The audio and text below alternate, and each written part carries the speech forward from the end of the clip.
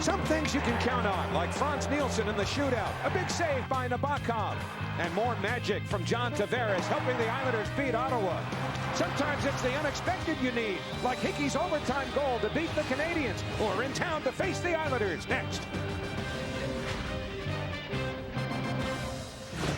It's Game 5 of the New York Islanders' 7-game homestand here at the Coliseum, coming off a big win Sunday against the Ottawa Senators in a shootout, looking to make it 2 in a row here on home ice. Franz Nielsen, Mr. Reliable when it comes to the shootout. He is 62.5% in the skills competition. That is simply outstanding. For the second time this season, it's the New York Islanders facing the top team in the East, the Montreal Canadiens. New York beat this Habs side in their first encounter at the Bell Center.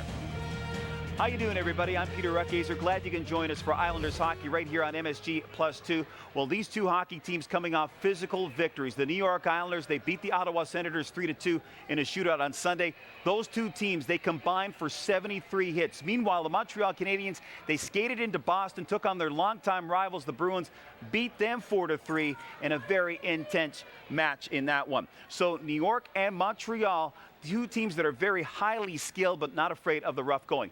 Interesting note going into this one, Lubomir Visnovsky will not be in the lineup. He has left the team because of personal reasons, and Radek Martinek will take his spot tonight against the Montreal Canadiens. It is a big match. Great hockey on the networks of MSG. With more on this game, let's send it upstairs now to Howie and Butch. All right, thank you very much, Peter. And this one should be fun, too, because the Canadiens generally set a great pace. We saw that a couple of weeks ago up in Montreal. But the Islanders established something in their win against Ottawa the other night, Butch, and that was a physical presence led by, naturally, Matt Martin. Yeah, you're absolutely right. Hey, John Tavares knows what he's supposed to do. Nabokov knows what his game is all about. Well, Matt Martin knows what his game's all about, and that's being a physical player, being the leader on the team, getting that style established, and he does it as well as anybody in the National Hockey League. Well, as a matter of fact, Howie, he does it better than anybody in the National Hockey League because he leads by example, and he finishes his checks, whether it's on the offensive side, the defensive side, or in the neutral zone. It doesn't matter to Matt Martin. 11 hits last game, and boy, that's a tough way to play hockey, but that's the way he has to play.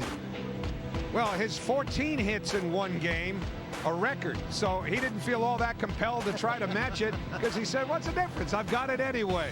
He does. And now the Islanders will go after a Montreal team tonight that has basically ceased being a surprise around the National Hockey League. They are now considered upper echelon in the Eastern Conference, so much so that they brought a whole boatload of their fans with them, as you can probably hear, buses and buses. And why not? To see the Montreal Canadiens, because they have been red hot, particularly in their last 11. Well, ever since the Toronto Maple Leafs stumped them 6-0 at home, they got the huge wake-up call, and they've been very good. As you said, Howie, they love to have that pond hockey game. They don't want the physical play. They want to be able to go up and down, freewheeling, and if you allow them to do that, boy, they're going to be tough. It's fun to watch, and a player in particular among the Canadiens who is fun to watch is Max Pacioretty. And boy, does he love to play against the Islanders. He has 7 goals against the Islanders himself, but look at the streak that this guy's been on. 8 goals in his last 9 games, and he's a terrific skater, has a terrific wrist shot, and boy, does he know where to go, where to plant himself. He had some lucky goals, but that's what you call getting in the right place, and he's a sharpshooter. Most of all, though, he likes that slot area. He got a terrific wrist shot. So it's the second meeting this season between the Islanders and the Canadiens. Last time, the Islanders used their power play to stay in the game. They got it to overtime, and then the first NHL goal by Thomas Hickey won it. Opening face-off is next. The last time these two teams played, they need a much better start here this evening. Tonight's goalie matchup is presented by Sports Yapper, the free app for talking about tonight's game.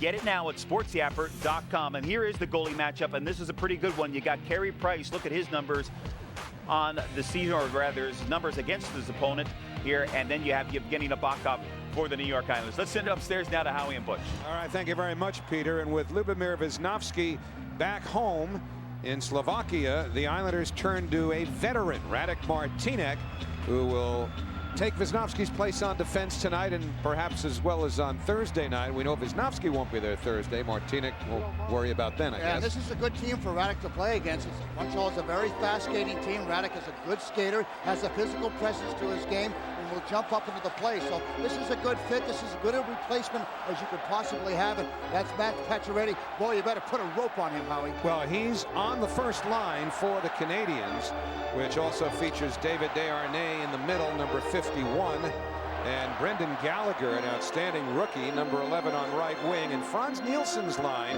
is the choice of Jack Capuano's, at least on this first shift, but perhaps most of the night, to check them. That opening draw is launched right into the Montreal bench. So in case anybody was a little slow to get up from their afternoon nap, that ought to get them going. Well, Capuano says that Franz Nielsen is the best two-way center he has. He's a very responsible individual who recognizes that David Arnaiz's line has been very good. So send out the checking line, so to speak. Although these guys have been very good offensively as of late, creating all kinds of opportunities. Josh Bailey threw one to the net, but was steered away by Price. And the Canadiens move it ahead. This is Pacioretty into the corner. Short side off the side of the net, too. Produced a little bit of a carom, but now Oposo the other way is checked and eventually taken down by Alexei Emelin, number 74. Nielsen recovers, drops to Hamonic, shoots, and a save through traffic. The puck ricochets to the near side. Hamonic with a good opportunity. Nice job by Kyle Oposo to get to the front of the net. Travis Hamonic was able to get that shot on net, which is important. Good start for the Islanders. Hamonic came within the edge of a glove of winning Sunday's game in overtime. Offside of the Canadiens. Yeah, and he's been very frustrated, with the game. I mean, the bounces aren't going in his direction, and he's a guy that takes a lot of pride in his game. Good pass by Franz Nielsen to Travis Hamonic. And again, watch Kyle Oposo. He's right in the way of Carey Price. So a good start for the Islanders. But boy, Travis Hamonic would have loved to have scored that goal the other night. Kind of a little bit of a redeeming factor for him. So now the Islanders have the John Tavares line out. Tavares did not practice yesterday, preserving some strength. Feels a little bit better today. And still, despite being badly under the weather on Sunday, found a way to put his stamp on the game with a sick. I mean, he thought he wasn't feeling well, but what was really sick was the move that he put on Leonard to win that game in the shootout, or end it anyway. Well, John Tavares likes to be there in those big moments. There's no doubt about it, and he relished the opportunity to take part. And you knew he was going to dig down and come up with something special. He's not 100% yet, but he's a whole lot better. There's no doubt about that. And there's Coach Arian, and boy, has he done a marvelous job. And well, the thing about it is he said that he's been preparing himself, Howie. He hasn't been just sort of sitting around doing Zippo. He's worked in the media a little bit. He says, thank goodness he's not doing that anymore. But he's able to analyze games a little bit like what I'm doing up here. So it kept him involved, and that's just one aspect of what he was doing. A little bit of scouting from Minnesota, too. So well, now you're saying he's making an honest buck. David Ahlstrom takes it wide, and then it's deflected off the stick of Tomas Kaberle, the veteran defenseman, number 22. Been a healthy scratch quite often this year, but they've also got Rafael Diaz out with a concussion, and so Kaberle is effectively taking his place. Thomas Plekanec, number 14, put it through the goal mouth, and then a ricochet off the inboards right back out in front. Missed there by Galchenyuk, and back comes McDonald for the Islanders. He shoots. Glove save made by Price. Good rush by the Islanders. Turnover in the neutral zone, and it would be Grabner and Colin McDonald. There's the quick, watch this, there's the lost puck to turnover. And McDonald's going to take a good look. The defenseman's going to take away the pass. And McDonald has no choice. And Carey Price plays the shooter all the way. Look at the position and just gets his glove right where he needs to be. And good save by Carey Price. Islanders control the draw. Martinek, Colin McDonald, and now to Cizikas. That drive knocked aside. Matt Martin was providing a screen in front. Hamonic drives it back in. Well, the Islanders already have the first 3 shots in this game, and even though it's only 2.5 minutes in, already a better start than the one which they had in Montreal a couple of weeks ago. Colby Armstrong, number 20, leaves it behind the net for Ryan White, number 53. Well, the Canadiens, they're a +9 in the first period. And the Islanders are a -5, so their starts aren't always very good. Subban shot stopped by Nabokov, and Martin swings it to the far corner. Radek Martinek holds up. The Canadiens are changing. And now Martinek weaves his way through the neutral zone In over the line, drops it for Martin. And that winds up in the corner as the Islanders begin to change on the move. Martin, though, finishes a check behind the net. That was on Josh Georges, number 26. Pacioretty brings it back in. Bakov steers the puck to the corner. Covered by Hamonic. And here's Nielsen to Bailey. Josh Bailey into the Montreal zone, looking for Nielsen down low. Didn't have much on that pass, but the Islanders recover. And now Nielsen drops it for Oposo. While Oposo jams one to the side of the net, and Price has got it. It'll be a face-off in the Canadian zone. Kyle Oposo talked today about the support that his line mates are giving him, and I mean that by staying close to one another and giving themselves option. Watch the quick short passes. You see Nielsen, a little drop pass over to Kyle Oposo, and then they just drive to the net. Now that's something they're doing much better. A lot of communication down low, going to the puck, and then working for each other. They feel very good about their line. Again, the Tavares line out against the Lars Eller line, which also features Prost and Gionta for Montreal. This is Eller, number 81, for Steven Gionta. Gionta, the captain of the Montreal Canadiens. Boys into the Montreal zone. Brad Boys to Moulson. He hit the post. Moulson let go a rocket and shot it off the far post. We're 4 minutes into the opening period. Islanders changing. Canadiens move through center. Gionta for Eller. He swings it right through the slot. Prost a little late getting there. And the Canadiens regroup with Subban. We chase Subban around the glass. Waiting for it is Riesener. He's backed up by Andrew McDonald, who's got it, and he sends Riesener on his way. Right wing feed to Ulstrom. Couldn't slip around Georges. And now Subban hurls it away from the oncoming Grabner. Aggressively, Finley moves down the boards against Gallagher, number 11, and the Canadiens come to center. Pacioretty lifts one around the glass and is slapped out of the zone by Michael Grabner. This is Bouillon, number 55, slowly through center. Pacioretty waits at the other side. Round the boards, Colin McDonald. Checked by Desharnais, and the puck launched all the way down into the Canadian zone, with the Islanders changing and the Canadiens needing one. Pacioretty just plays it back so that he can get to the bench, but now the Canadiens still in their own zone. Carmelet off the boards and out. Hickey missed it. Michael Ryder, number 73, chases it down. Basically throws Martinek down. It comes in front. Plekanec scores.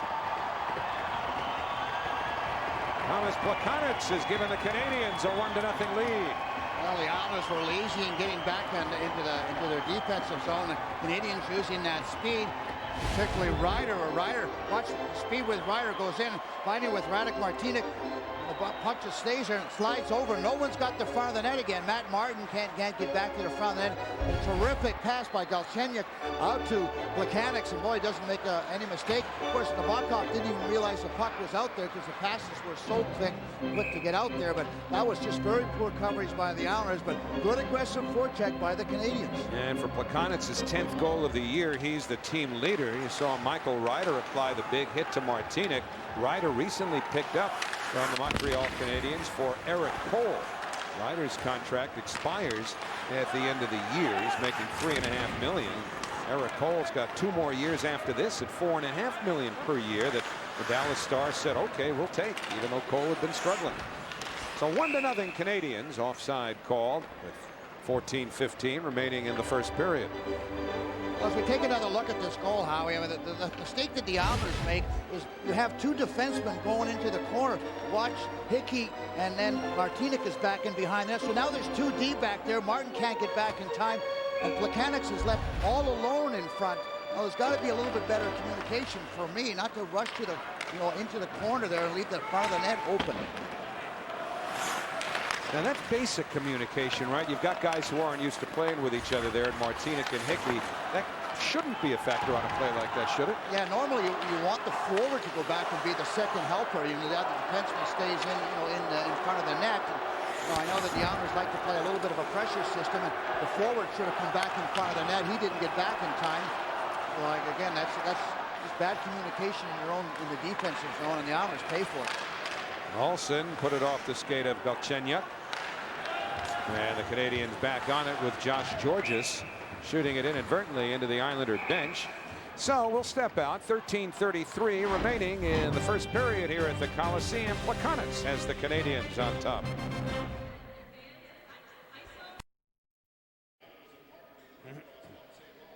Thomas Plekanec, that's the goal scorer for the Montreal Canadiens as they lead 1-0 in the first period. But Matt Martin continues to do what he does best. Finishes his check on Cabriolet, trying to establish an identity, a tempo, a pace for the New York Islanders. Watch the smartness here as George sort of has his back towards him, doesn't want to take a penalty, so he holds up a little bit on his check. Good smart move by Matt Martin. So again, the Tavares line against the Eller line as the puck is dropped. Canadiens control with Emelin, number 74, firing it past Gionta, and Abakov gets rid of it himself. Not sure if Boyd's got a piece of that. Doesn't matter now as it's worked back the other way. And Abakov again does his own house cleaning. Little page out of Marty Brodeur's book. Knocked down with a high stick. Actually touched Canadian with a high stick. 13:11 remaining in the first period. Let's look at Butchie's keys to this game. Well, the physical play, that's the identity the Islanders need to have, is to slow down the Montreal Canadiens, take them out at each and every opportunity, wear them down. They need to get a good start. Well, that hasn't happened because they're already down 1-0. And then lastly, most importantly, is Desharnais versus Tavares, the #1 line battling each other. John Tavares has to win this battle. Galchenyuk and Ryder got the assists on Plekanec's 10th of the year at 5:21. And the Canadiens try to get a forecheck going here as Colby Armstrong throws it back to the blue line. Markov round to the near corner where Boys turned around by Ryan White. And the puck stays deep. Armstrong trying to shrug off Thomas Hickey, gets help from Moen. Travis Moen, number 32 for the Canadiens. For Armstrong. Colby Armstrong pushes it back to the blue line. Emelin's wrist shot went off of Hickey. White was dumped on the play. And another collision in the corner. Ends with Martinek playing the puck. Off the boards and out. Moulson chasing after it. Nice play by Markov to calmly tee it up with his skate. Canadiens get it deep. Teams are changing on the move with 12:11 to go in the opening period. Brown has given up that early goal. Howie has taken the crowd out of the game right away. And you lose your home ice advantage when you get down a goal early in the game. I'm not sure how much of one there is tonight with all these Canadiens fans yeah, here. there's certainly, but no, it's much easier to play when you have a lead, and the Islanders all too often in the first period find themselves behind. Gallagher sidestepped most of that Travis Hamonic hit. And now Ahlstrom caught by Desharnais, and Gallagher kept it in temporarily. Now Hamonic with room. Islanders changing. Hamonic sends it deep. He'll keep going as the Islanders change. Good play by Hamonic. Protecting the puck now for Martin. Matt Martin out from behind the net. Sets up Finley. Wrist shot. Got through and was stopped by Price. Yeah, I think it was deflected by Marty Reisner. Price had taken the low shot away. Good save by Price. He's a big goaltender. Been playing very, very well for the Canadiens. One of the reasons they're off to this real good start. Michael Ryder sends it in. Strike. Back behind the net. Got it around to the far side. And Subban throws it to the net. Ryder back to work, dropping it off towards Galchenyuk. That puck just stayed in, even though Galchenyuk did not. He wound up in the Islander bench. Good check by Casey Cizikas as he was able to give a pretty solid hit on Galchenyuk. You don't see that very often, and Casey Cizikas is not all that big a guy. Good hit by Martin. Flattened Gionta. Gionta chopping away at the puck. And now Nielsen. And strike to center. Well, that got the Islander fans going. I was going to say, now they're back into the game, and those are the type of elements you need to get everybody and have it. I keep saying, establish a home ice presence. Instead of feeling like you're playing on the road all the time, and it's a quiet crowd. And 11 to go here in the opening period. Thomas Hickey to the slot. Oposo across, back for Oposo. A situation where maybe Bailey would have shot. Yeah, you'd like to see Josh Bailey shoot a lot more. He's more of a playmaker and had a terrific opportunity, a good chance to pass, but it's never a bad play. How you'll hear me say it 1,000 times: shoot the puck. So this time Bailey does, and it deflects out of play. So 9:46 remaining in the first period. The Islanders with an extra player on their bench, but it's not one of theirs. The Islanders need a little bit of a jump start as they're down 1-0 here in the Coliseum. Galchenyuk's going to go over the boards. Watch Casey Cizikas really got the leverage on him and sent him into the Islander bench. That got the crowd into it. And then had another opportunity as Matt Martin gets another solid check on Gionta. So the fans are now into it, and the players all of a sudden get into it. And Bailey and Oposo team up to get an opportunity on net. Is it wrong to suggest that in a different era there might have been an effort to keep Galchenyuk on the Islander bench for a couple extra seconds? Well, there would have been guys holding him down there, but you know, the Montreal Canadian players are going to get a pretty good laugh when they review the tape on Galchenyuk, and that's something he'll have to learn to deal with. You know, talking to his coach about him, on his defensive play, and he's a young kid, he's only 19 years old, and he said, hey, this kid's just got out of junior hockey. He's got tremendous skill. He's a tremendous skater. It's a process. Give him time. He's fine. Ryan White works behind the Islander net against Martinek. Martinek stripped him of the puck. Now for Hickey. And Matt Moulson to center. The Canadian zone with a drop to Boys. That shot was blocked by Emelin. Boys got it back.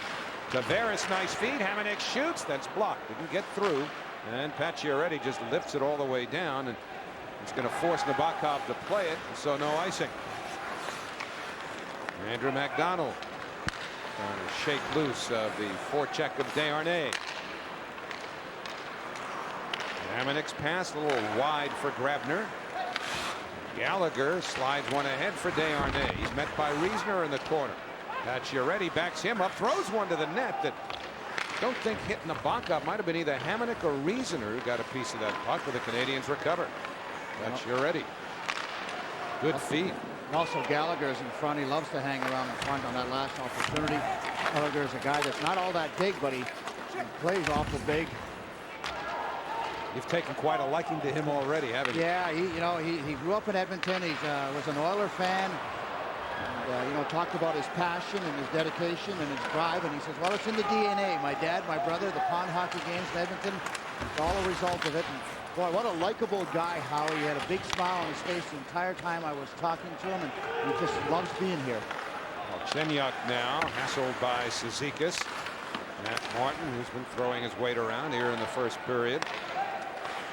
And now Cizikas put it off the skates of Carberlet. And he's just starting a chain. And Martin flicks it in. Bouillon. All the way to the far side. 7.5 left in the period. Plekanec has the only goal. He's got it here. And he throws one that Nabokov holds on to. Each team now 5 shots recorded. Closed captioning is brought to you by the New York Lottery. Hey, you never know.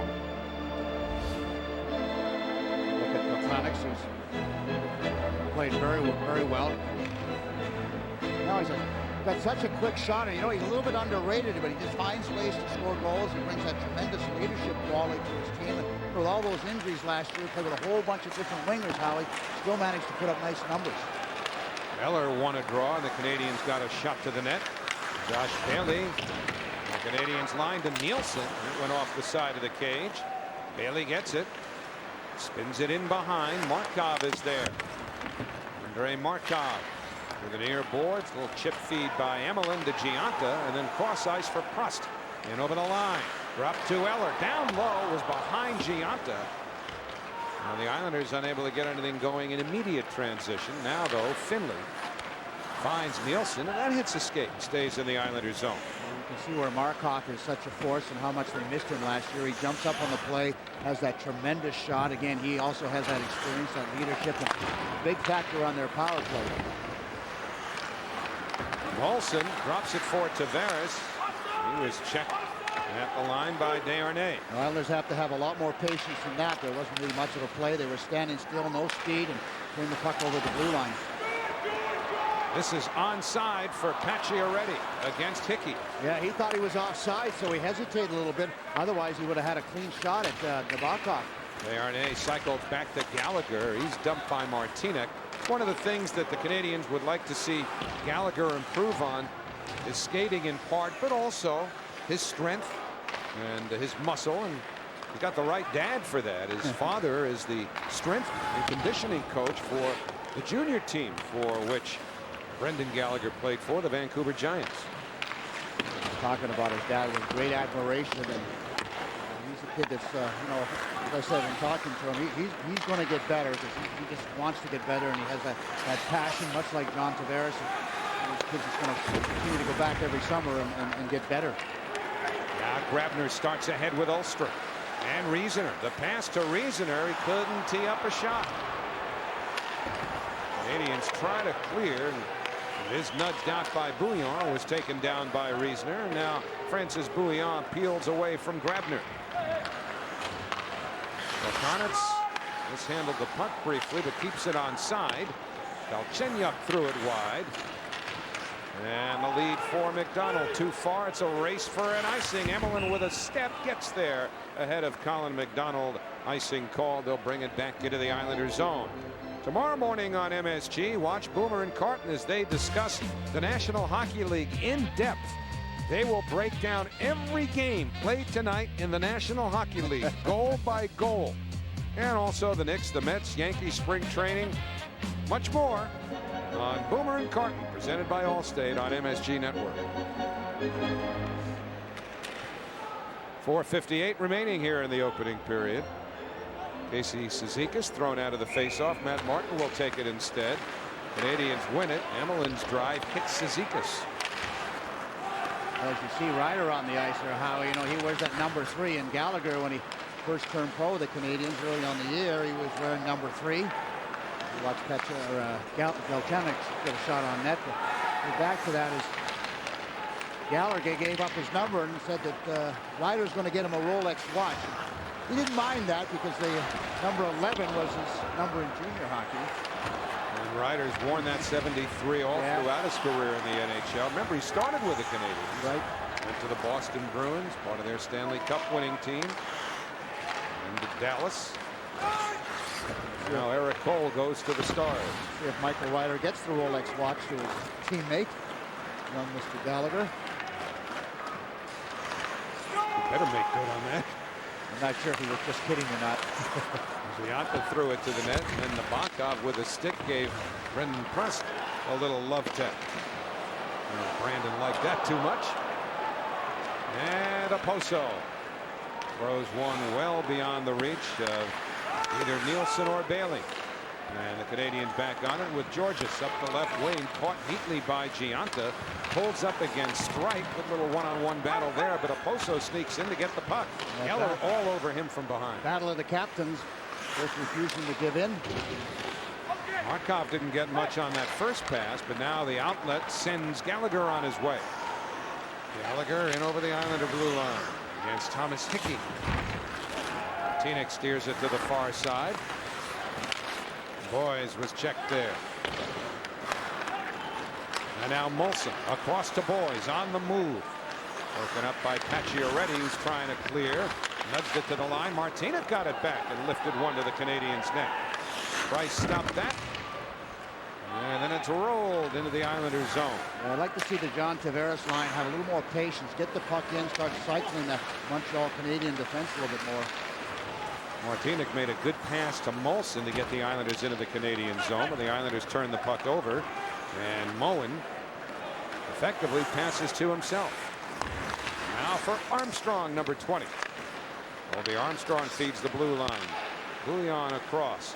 Carbolet lines up a shot that's knocked down in front. And Moulson. This line needs a change. Looking for Hamonic. Bouillon tries to stay in front of Hamonic. And Hamonic's going to get a penalty here. Hamonic took Ryan White down. Delayed penalty, and now as it's touched by Ulstrom, we get the whistle. And the Canadiens will go to the power play, even though Hamonic doesn't quite agree. 2:13 remaining here in the opening period. Canadiens have the lead.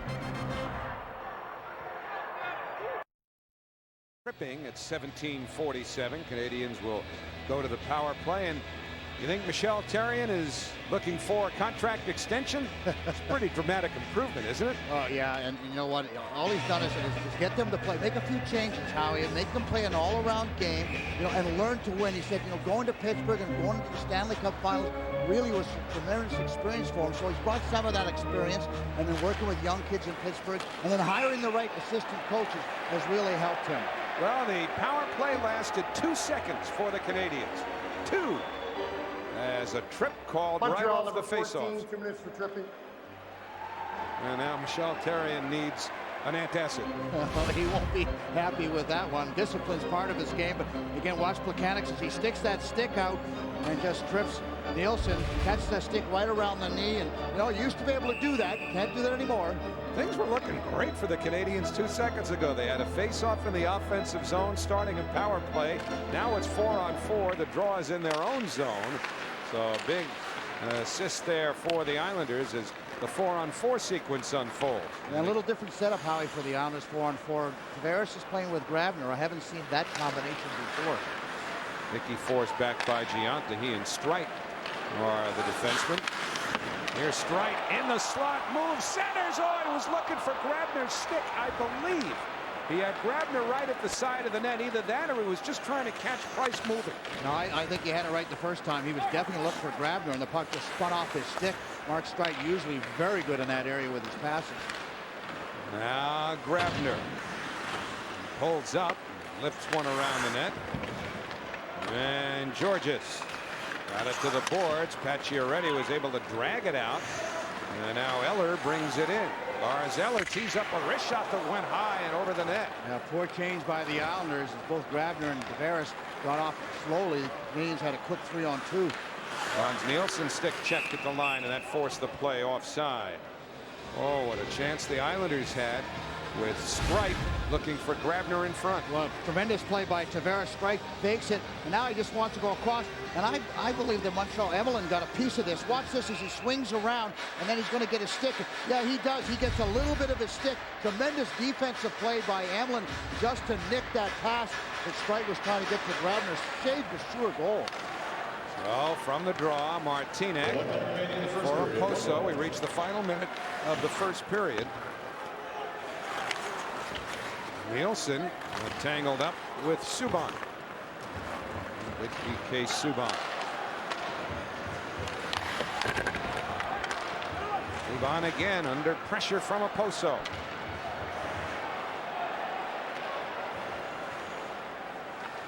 Well, Poso with some tenacious checking, not turning away, not taking the easy way out.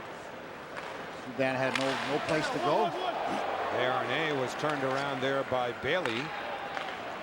And now McDonald. Andrew McDonald forced back by Gallagher with the Islanders changing. Tavares. Now to Martinek. Hamonic out of the box. So's Plekanec. Teams at full strength. Tavares had to be careful not to gather that puck in as time runs out in the first period. So the Canadiens get a goal from Thomas Plekanec. And that's it in the first period. According to the board, Canadiens outshot the Islanders 9-6.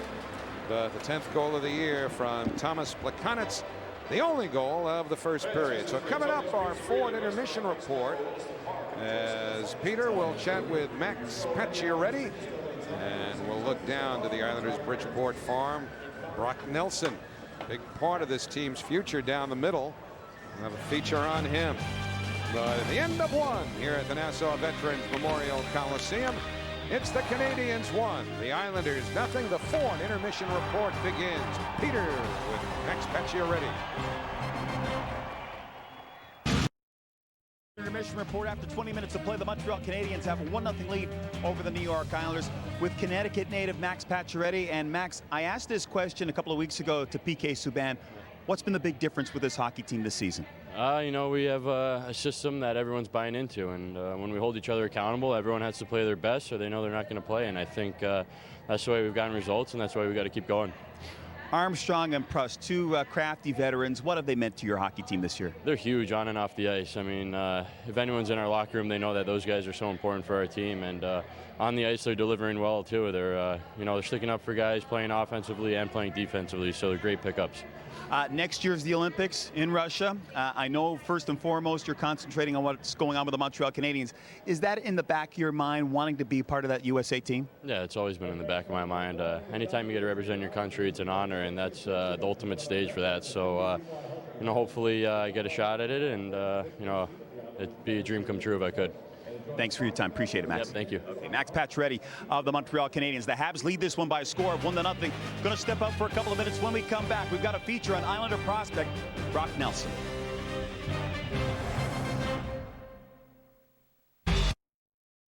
Goal this season, the Montreal Canadiens lead the New York Islanders by a score of 1-0 after 20 minutes of play. Welcome back, folks, for more of the Ford First Intermission Report. Every team in the National Hockey League, they're looking for a big, strong center, and the New York Islanders have a big center on their American Hockey League affiliate in Bridgeport. Brock Nelson, 6'3", over 200 pounds, and it shouldn't be too long before he's wearing orange and blue.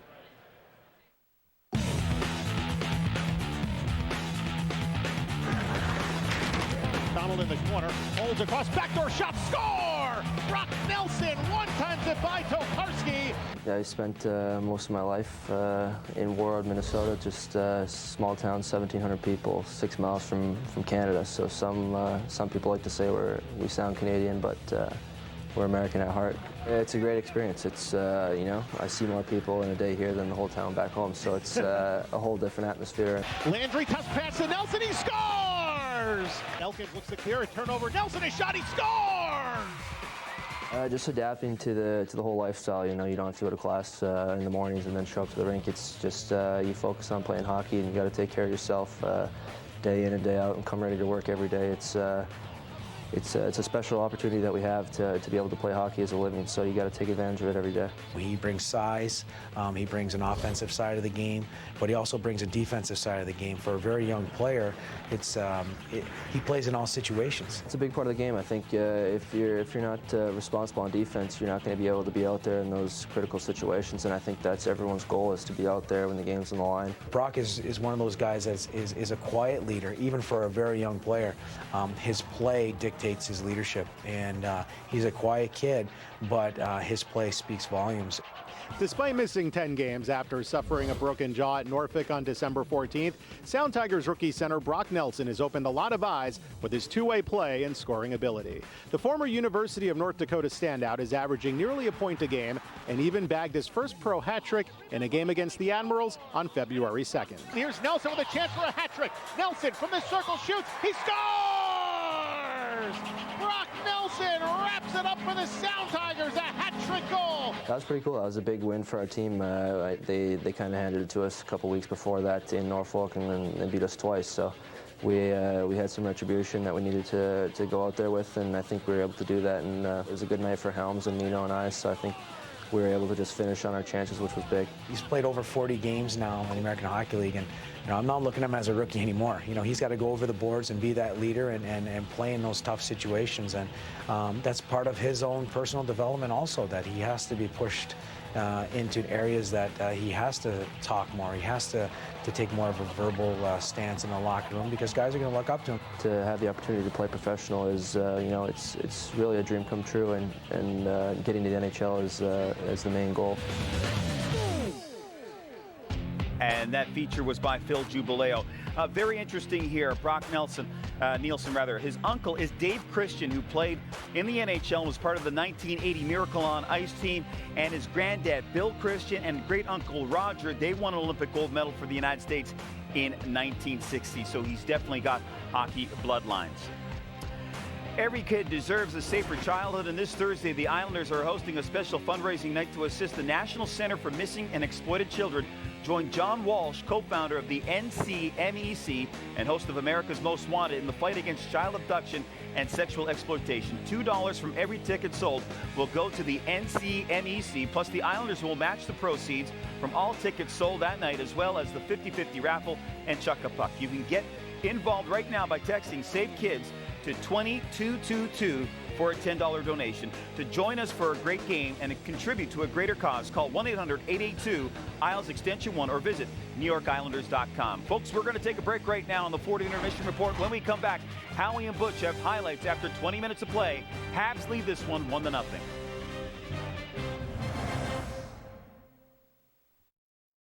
Fourth, the Canadiens lead the Islanders 1-0 at the end of one period. The only goal scored by Thomas Plekanec. Here are the first period highlights. Well, overall, it was a pretty good period for the Islanders. They wanted to establish a physical presence out there, and they did that. They got contributions from everyone. Beautiful hit by Casey Cizikas. They all hit the Montreal Canadiens 11-3, but they made one glaring mistake. Number 14, Plekanec, watch him, all alone in front of the net. No chance for Nabokov. Two Islander defensemen get trapped in behind the net, and no one picks up Plekanec, and that's the only really big mistake, and the Islanders paid a heavy price, and that's why they're down 1-0 after one. Shots favor the Canadiens. The power plays, both teams had power play opportunities, or not. 2 seconds, that was it. Canadiens had a power play off the ensuing face-off. They took a penalty, and that was your power play time, so each team gets hit with an offer there. And at the end of one, at least for the Islanders' hard-hitting period, the biggest hit in the goal department belongs to the Canadiens. Although there was this hit, which gave the Islanders a little extra population to their bench.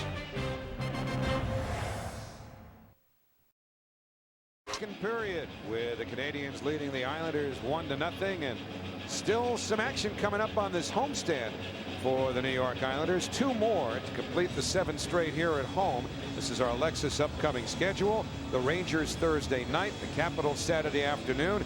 Next night, the Islanders will be in Pittsburgh and trying to get into that 8th and final playoff spot. Well, these are the hurdles immediately in front of, and those they are trying to keep away from them behind them.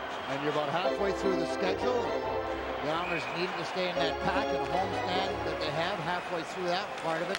Need to put a few wins together. Kyle Folsom was talking about that earlier today, that they know they can't make the playoffs unless they start winning at home. So the Canadiens with the Eller line up front against the Nielsen line here, as it's fed by Prust to the slot, broken up by Bailey.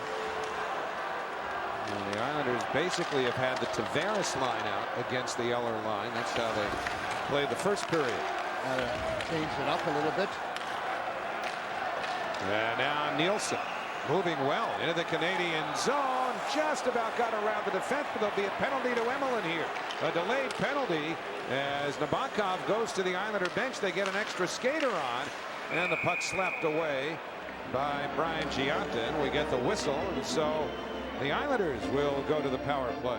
Franz Nielsen coming up the ice with speed and forced Emelin to back down, and that's really the reason that he was able to draw the penalty on by Emelin, because there was lots of speed. Watch Franz Nielsen. Now he gets the puck to the outside, keeps his feet moving, and there's the high stick or a little bit of the hook up in Franz Nielsen. But there's the Deacon and the dive-in shoulder movement by Franz Nielsen, and got Emelin to look at the puck a little bit, and he finds himself in the penalty box.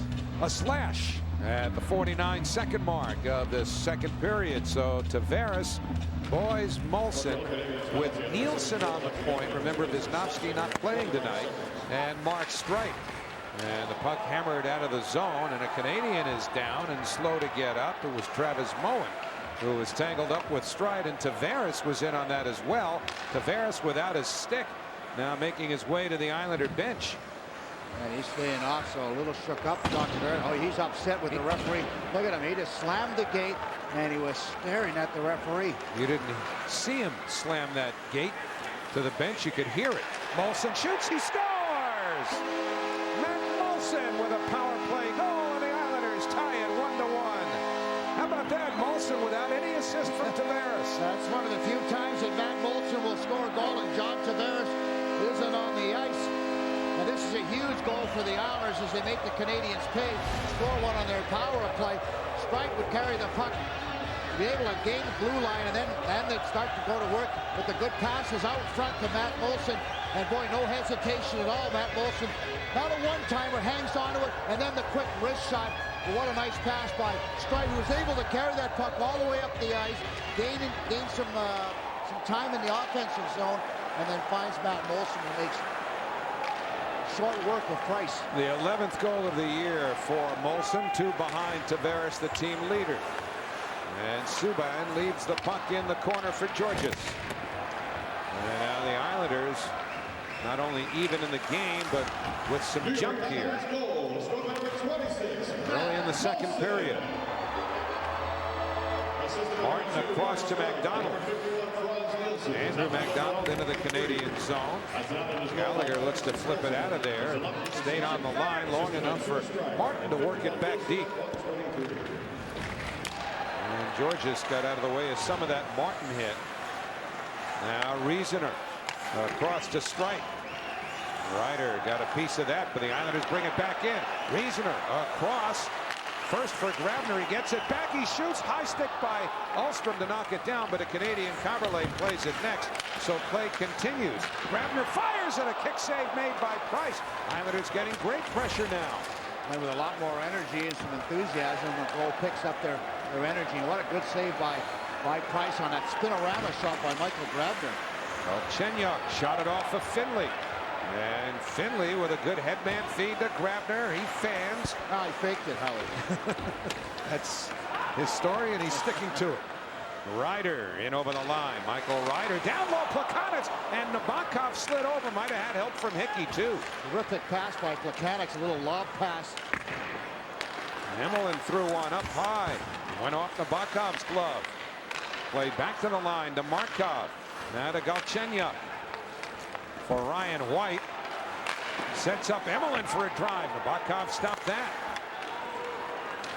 And Bailey brings it out. Josh Bailey with a rink-wide feed that Hickey jams into the corner. Nielsen hit up high by Emelin. And the puck deflects out of play with 3:30 gone in the second period. And the hitting has been pretty consistent and mostly initiated by the Islanders in this game. Now watch Subban as he takes out John Tavares. And Moulson came in and I think also got part of Tavares, and he's not happy. As you can watch him as he goes to the bench now. He's going to turn around and look at the referee and look at it. Boy, he is really upset. Of course, Matt Moulson finishes off without his buddy, able to tie this game on a nice pass by Strike. John Tavares has shown, I think, a little frustration. He hasn't felt well over the last 3-4 days. And hasn't been able to get on the scoreboard. So building up a little bit for John Tavares. We know how he is such a competitor. Well, he's out there now, and it was the first time since November 26th of 2011 that Moulson scored a goal with Tavares on the bench. Stride and Nielsen assisted at 123. Rust trying to feed the slot. That was broken up, went off from McDonald straight to Moulson. And sent back in by Subban. Yeah, I'm not sure why John Tavares is so angry, because it didn't look like a cheap hit by Subban, and then Moulson was the guy that came in and got him. That puck came up and stunned Gallagher. Tavares brings it in, takes it wide, shoots, save, juggled by Price. And then it looked like Bouillon might have been holding boys in pursuit of the carom, but Eller has the puck and the Canadiens come away with it. Lars Eller takes it wide and sends it to Nabokov. He steers it around to Mark Strike.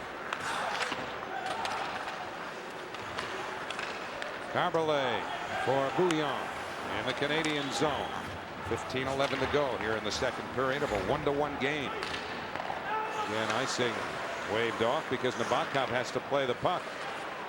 And Martin throws it to the right wing, and Colin McDonald jams it back into the Canadian zone. McDonald then flattens Gallagher. Well, the Islanders have been so physically aggressive in this game. Now, this was one of the keys, not only by myself, but certainly by the coaching staff. They really felt they needed to be physical against the Canadiens, not allow them to get into that freewheeling style they love to play. Gallagher has nothing left, so instead of challenging for that puck, he goes to the bench.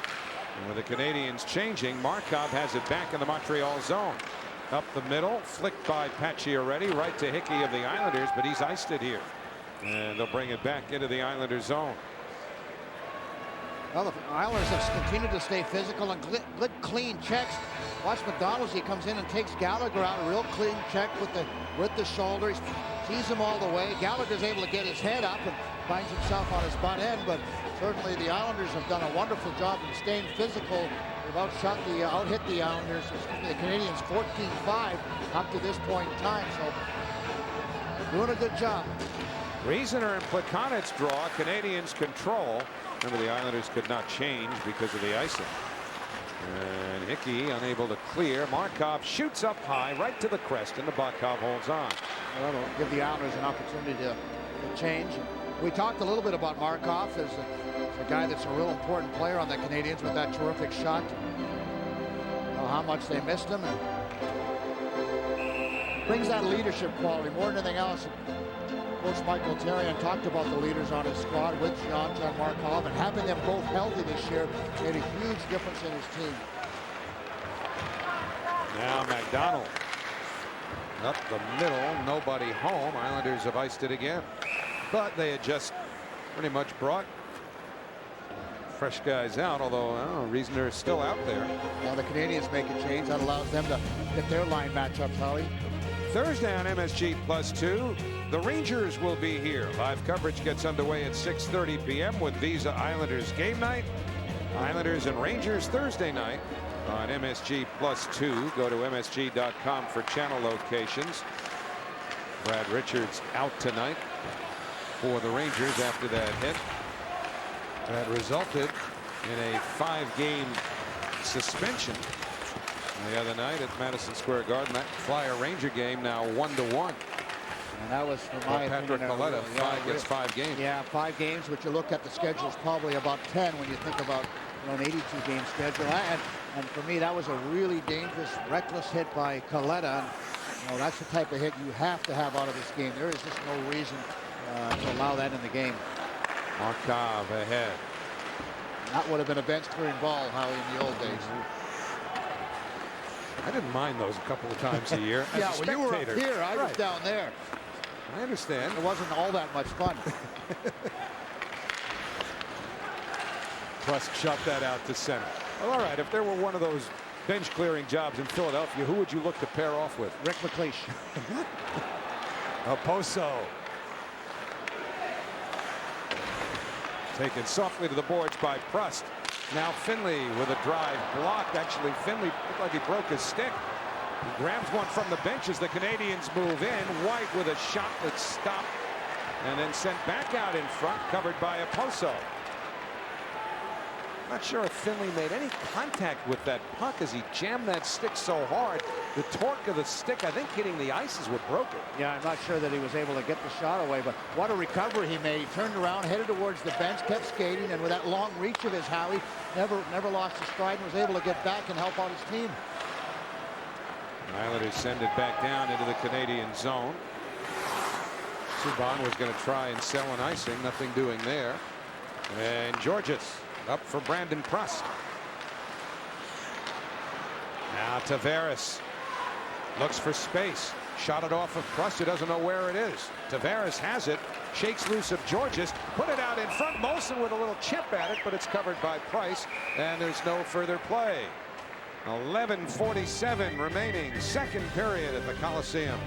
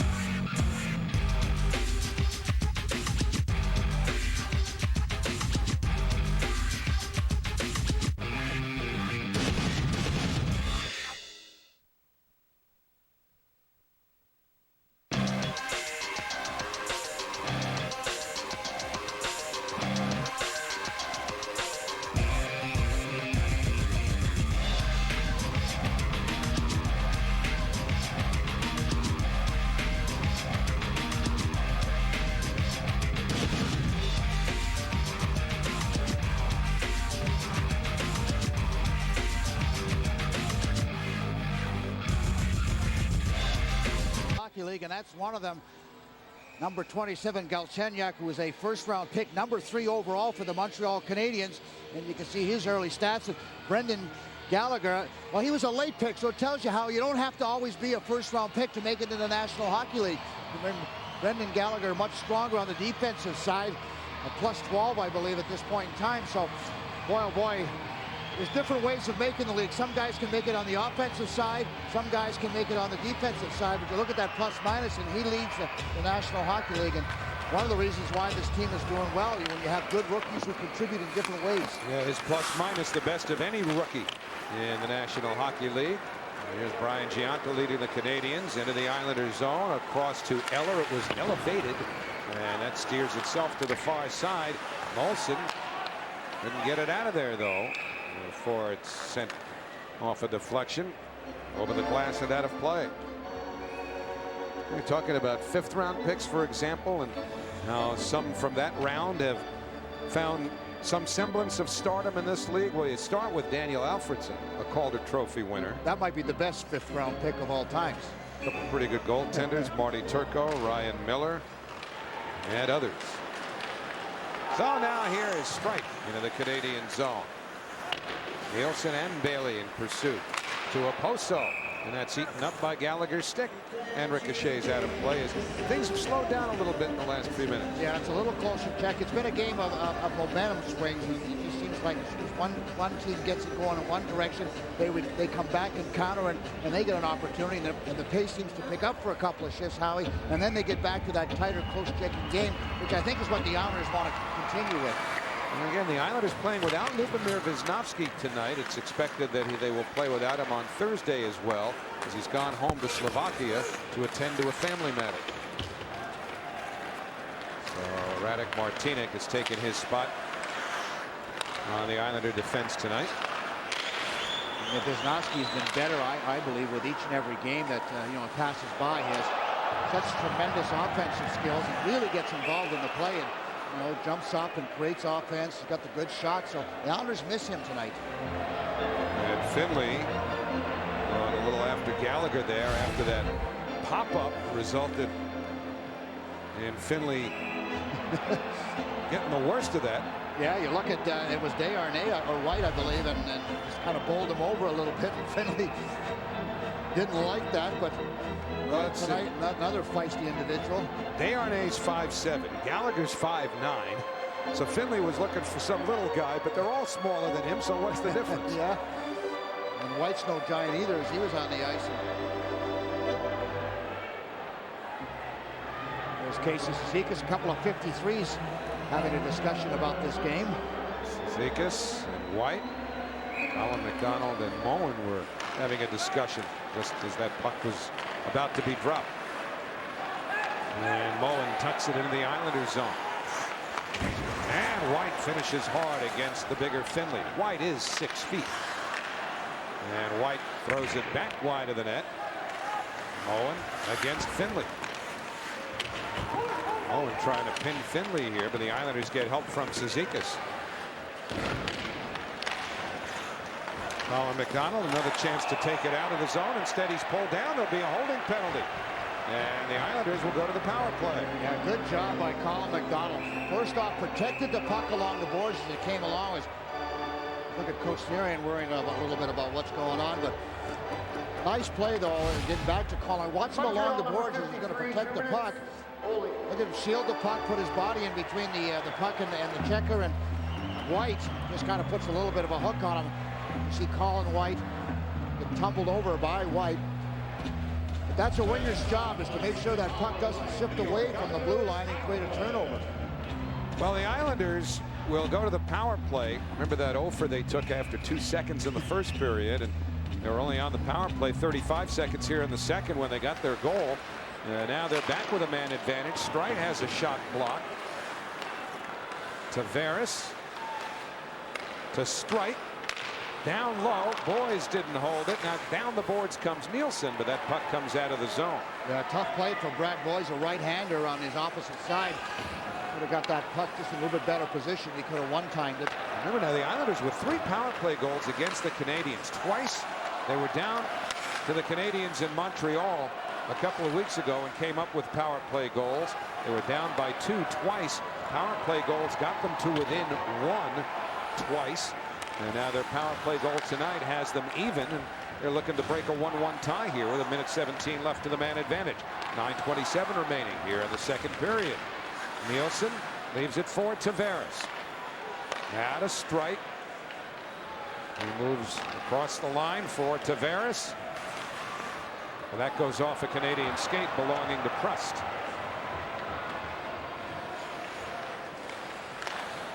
Now Strike for Tavares. Couldn't bring it in. A good job by Armstrong being able to hold the blue line. John Tavares with no speed. Trying to be a little bit fancy, and that's always tough when you don't have speed approaching that blue line to get control. Also uses some to get in. Got pulled down. There'll be a penalty, and the Islanders going to be 2 men up. And you're talking about speed. Oposo had the legs moving. That drew the penalty, and the Islanders are going to have a 2-man advantage for 36 seconds. Oposo really has had his legs for the last 4 or 5 games. And nice play as he handles the puck and just keeps his feet moving with a crossover.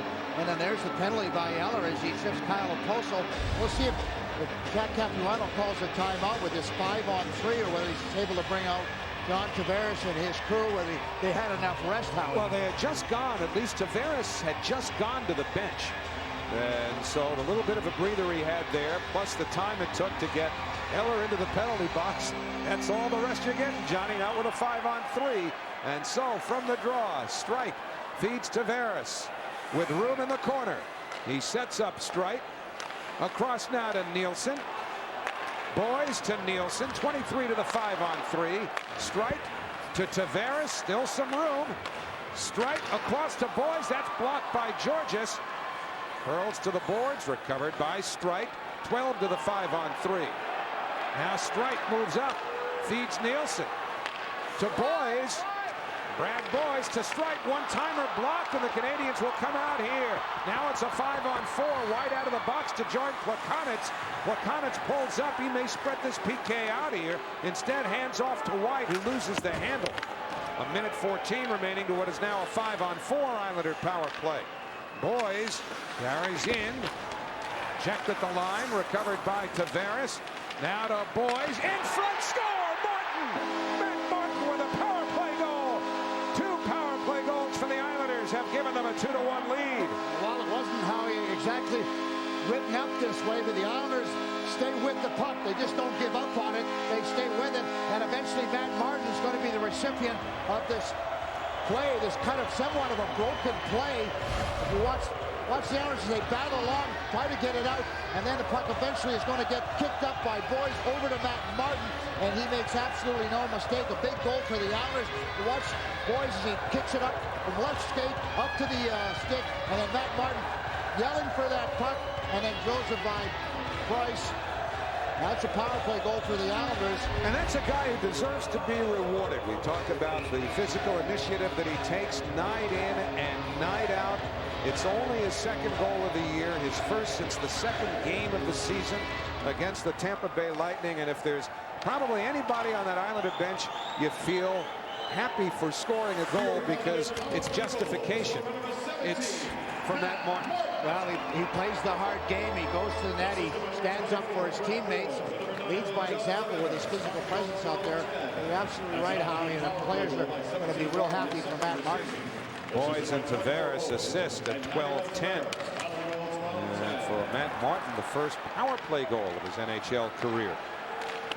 Kills penalties also. Well, you've got to get on the power play. I understand. Power play goal.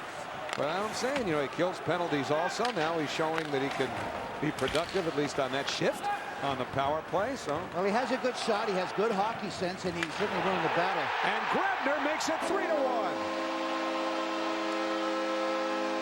The Islanders' first even strength goal of the game.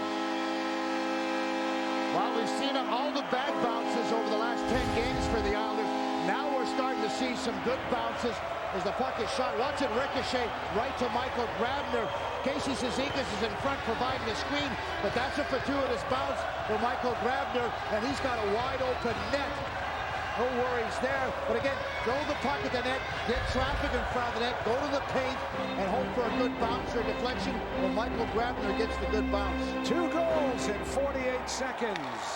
And the Islanders with a 2-goal lead now against the Montreal Canadiens, who are leading the Eastern Conference.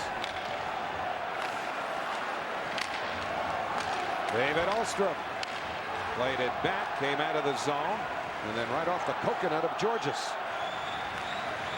So the Islander fans, who at times tonight, at least in the first period, sounded outnumbered by a large contingent of Canadiens fans, have made all the noise here in the second period, as the Islanders, with 3 second period goals, have a 3-1 lead.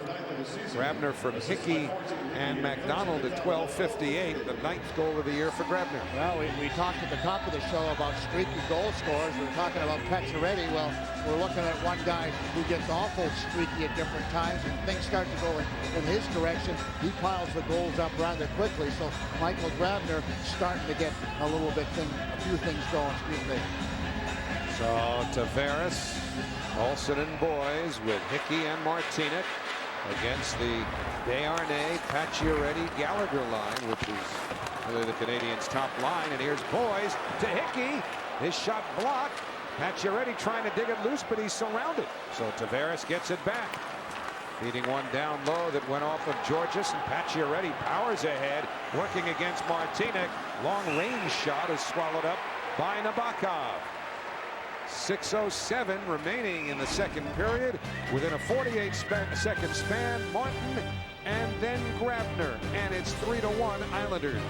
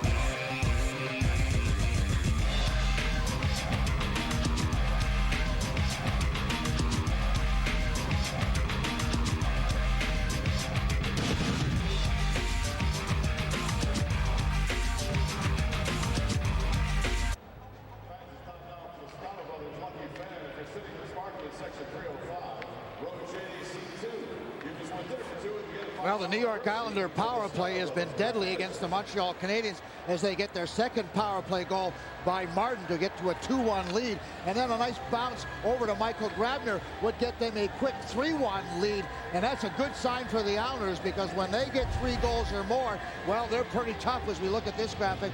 9-1-2, Howie. So they certainly have things going in the right direction tonight. Well, the trends speak for themselves. Now the Islanders have to continue the way they've built on this lead here in the second period. Gionta with a shot stopped by Nabokov. Too often we've seen the Islanders get to a point where all of a sudden there's, I don't know whether it's complacency or what, but there's a bit of a sag, and this is what the Islanders have to avoid. Well, this is where, you know, the old expression, don't change your game, keep going at them. You know, why not make it 4-1 instead of just trying to survive on a 3-1 lead? Still 5:39 remaining in the second period. Hamonic off of Prest's stick, and Markov spins it ahead. Gionta's got a step on Andrew McDonald. That keeps the play onside. And Bailey throws it into the corner, but Prest gets there first. Gionta against McDonald. Tavares up the boards, just over the line. Georges didn't think so, but they call the offside. And I believe there's a holding penalty coming in the corner. Now that was off the puck. as that puck was being protected, or at least that's what Georges was trying to do. That's Amac, it looks like, holding on to Gionta. This is exactly what you didn't want to happen, to give the Canadiens some momentum and get back into the game. We're going to see Gionta and Amac back, both fighting for it. Actually looks like to me like they're both grabbing one another. Gionta's left hand was around the leg of Amac and McDonald, so you really could have given them both 2 minutes as far as I'm concerned. Well, if the Canadiens get past 2 seconds, it'll be their longest power play of the night. Andrew McDonald for holding at 14:47. So they set up the man advantage. Markov and Subban on the points. This is Pacioretty with Gallagher and Desharnais, who deflected that puck into Nabokov. It's pounded in well after the whistle. So even though some Canadiens fans might think they've scored, that whistle sounded several seconds before the puck was knocked behind Nabokov. Well, Gallagher is going to stay in front of the net. He's not a big guy, but he's going to position himself in that dirty area. And the Canadiens are going to try and get the puck to Subban, who's got a very good shot, very strong shot. As you can see, Nabokov thinks he has that, and I think just slid loose a little bit. Boy, that would have been a tap-in goal for Desharnais. And the puck sent all the way down. Martin is going to challenge here. His Price is going to have to move it quickly to get away from him, and he does. Martin playing up front with Riesener here, and Martin after Pacioretty, forcing the puck to be sent in. Nabokov to Hamonic, hard around, past Markov. So Price comes way out, and it took time to get to Subban, taking time off the clock. 1:19 remaining on the Montreal power play. Here comes Markov. Grabner got a piece of that forces Markov back. Grabner's playing a 1-3. Trying to put pressure through the middle. Desharnais brings it in. Gallagher checked by Hamonic. Markov at the line. Subban, let's go a drive that's blocked. Moulson can't control it. And now Markov. Andrei Markov chopped at by Grabner. Desharnais feeds Pacioretty. Subban lines up a shot. That's blocked by Grabner. Subban again. He hit the post. Subban let go a laser that Pacioretty just does manage to keep in. He's surrounded. Now Desharnais in to help out. They chip it down the boards to Gallagher.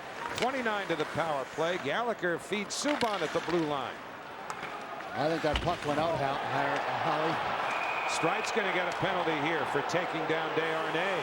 And now Montreal will have a 2-man advantage for 20 seconds.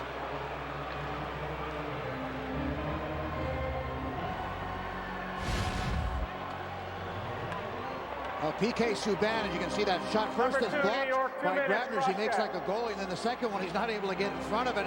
Hits the post. Mark Strite's going to be in the corner. There's a little bit of a shove, a cross check on David Desharnais, and that's a 2-minute penalty. Not going to be able to get away with that, but that all came after. I believe that puck went outside the blue line as the linesman lost his angle. Watch what's happened with the puck as it came towards him. Huge face-off here with 20 seconds to the 5-on-3, and Plekanec draws it back to Subban. Now Markov to Subban. Markov and Subban crisscross. Plekanec, Markov, Subban a drive kicked out by Nabokov. 4 seconds to the 5-on-3. Subban drives one. He scores. And I believe it was after McDonald had come out of the box, or after the time had expired. I think they're going to double check this, but that should get Strite out of the box. So they're looking at the clock. They've got the referee over at the scores table. One referee, that's Darcy Burchell, talking to the off-ice officials. Tim Peel talking to Strite, because they're going to look at this frame by frame. And now Strite does come out of the box, so that washes out the rest of the power play. And so it's 3-2 Islanders, but the teams will now go to full strength. Yeah, you watch Subban and Markov change positions so they could get themselves into a one-timer scenario.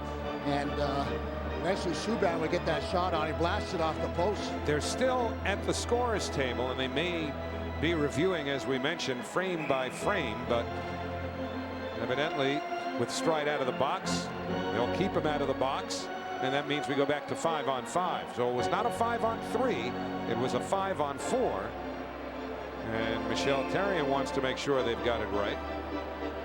And watching, Andrew McDonald getting ready. It looked like the penalty had expired and it was already on to strike. Well, either way, it's a 3-2 Islander lead. And they're saying now it's as many as, got those fractions, those tenths of seconds, but just about 2 seconds differential.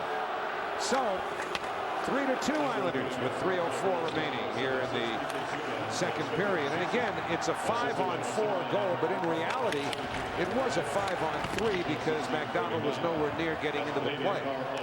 Montreal Canadiens fans are back alive again. Now Cizikas will try to quiet them down.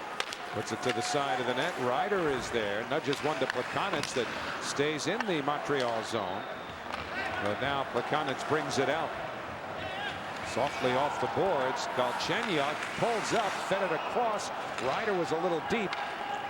And it's back at the Montreal line now for Subban. So 2:25 remaining here in the second period. Shots are 20-14 Canadiens. Eller couldn't get around Finley. Brian Gionta fired it to the front of the net. Bailey had it. And now Finley up for Frans Nielsen. But he gave it away. The play offside though. Gionta protests to no avail. 2:05 to go. Second period here at the Coliseum. Subban has cut it to 3-2 New York. Islanders up 3-2 late second period. Tomorrow night on MSG Network, the Knicks. Will they have Carmelo or not? Take on the Pistons. Live coverage getting underway at 7 p.m. with Visa Knicks game night. Make sure to watch that to find out if Carmelo Anthony will be able to play after hurting his knee last night. Knicks and Pistons tomorrow night on MSG Network. Big comeback win for the Knicks last night in Cleveland. What were they down 22? Yeah, one time, yeah. The biggest comebacks for them in a long time. Just under 2 minutes to go here and in the second period.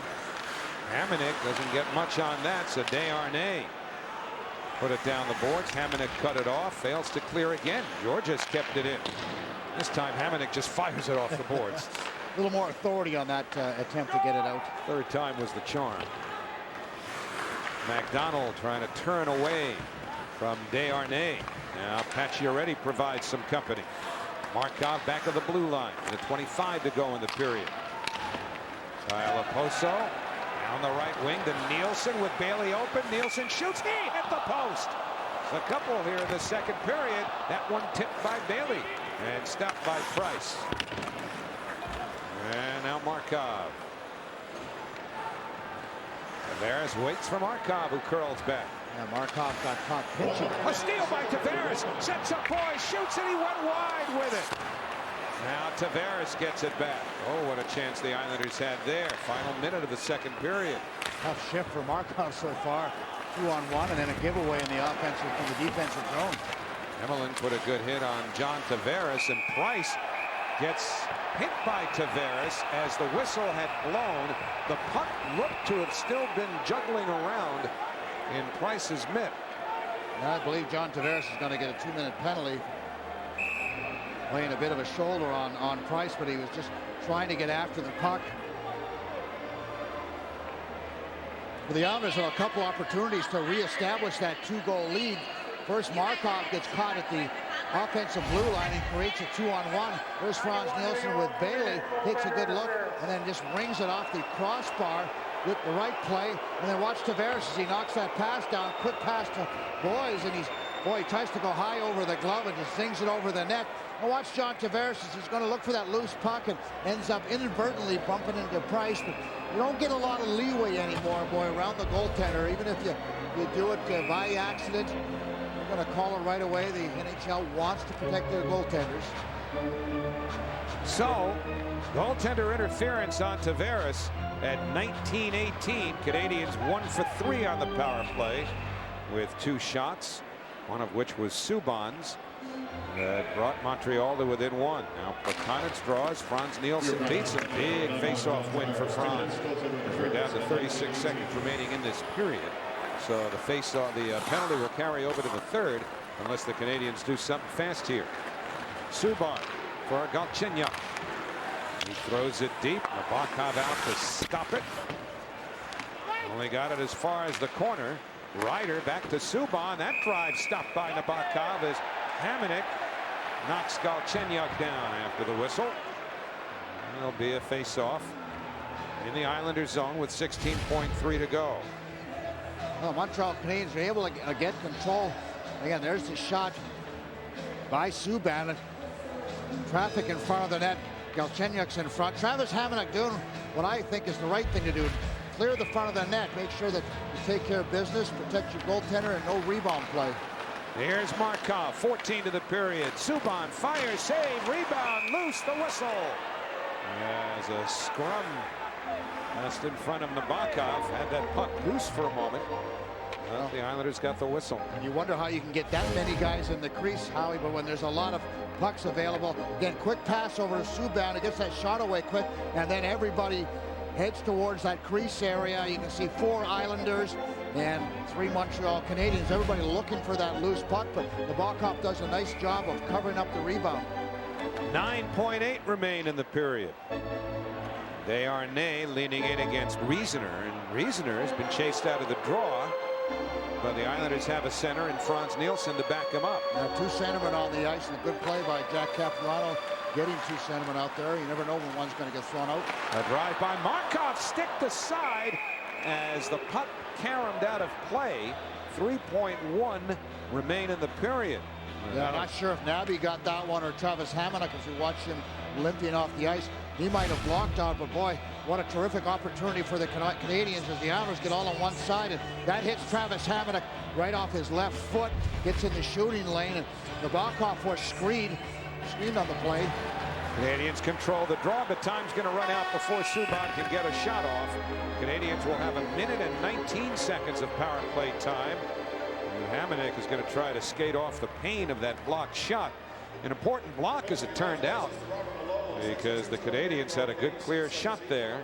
But it is 3-2 New York as we get set for our second intermission report presented by Delta. Matt Martin, who had the power play goal that put the Islanders on top. We'll chat with Peter, and then we'll take you around the National Hockey League. The Canadiens outshot the Islanders 14-9 in that second period. But at the end of 2 here at the Coliseum, the Islanders on goals by Moulson and Martin on the power play, and one by Grabner, and then one by Subban on the power play for Montreal. 3-2 New York.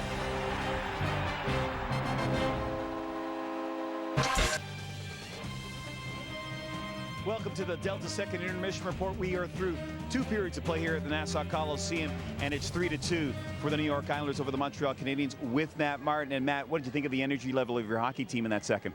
Yeah, I think it was great. I mean, that's a playoff hockey game right there. That's fun hockey. It's physical, it's mean. Both teams really want to win, and this is the way we got to play, and we'll be successful if we play like this every night. Listen, let's talk about your goal, a power play goal. You don't get a lot of power play time, so how did you see that coming into the play there, coming into the slot?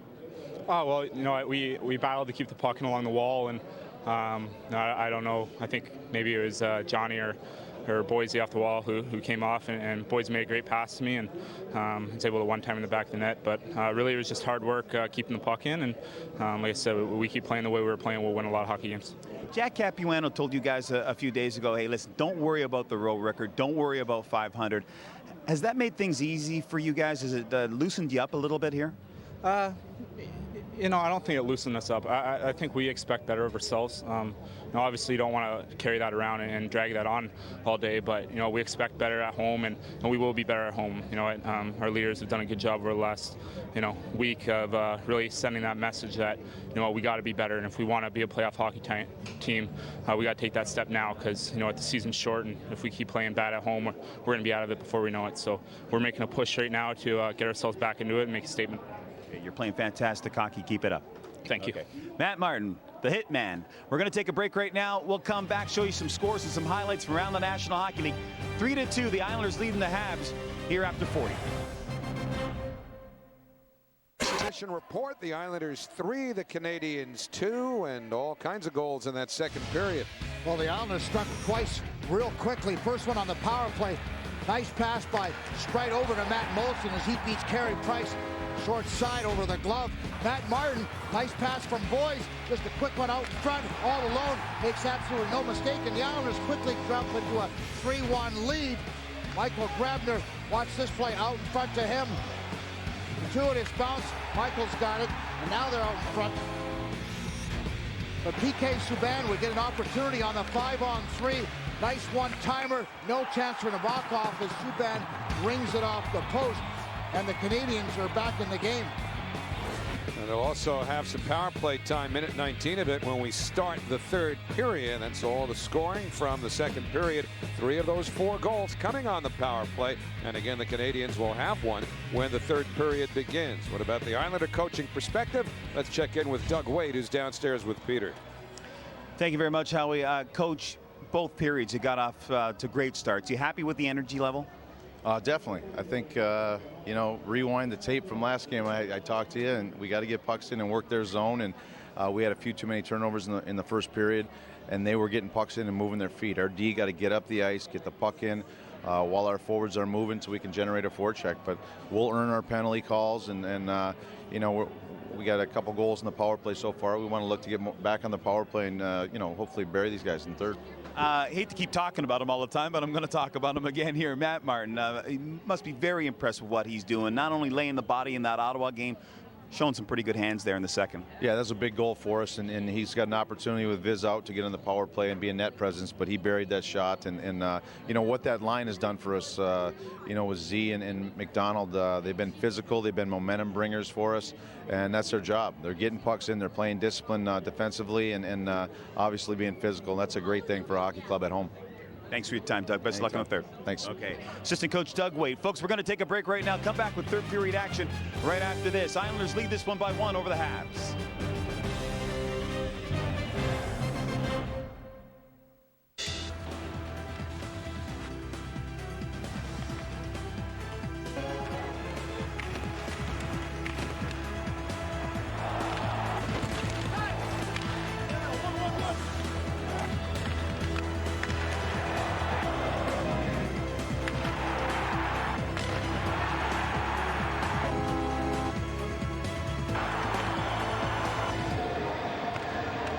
That adds up to a 3-2 Islander lead as we get set for the third period. And our fast recap is brought to you by AT&T. We just saw some of that second period action in particular, where the Islanders scored all 3 of their goals. Moulson among those league leaders in power play goals. John Tavares for the first minute and 19 will sit in the penalty box, with the Canadiens holding the man advantage, the Islanders holding the lead.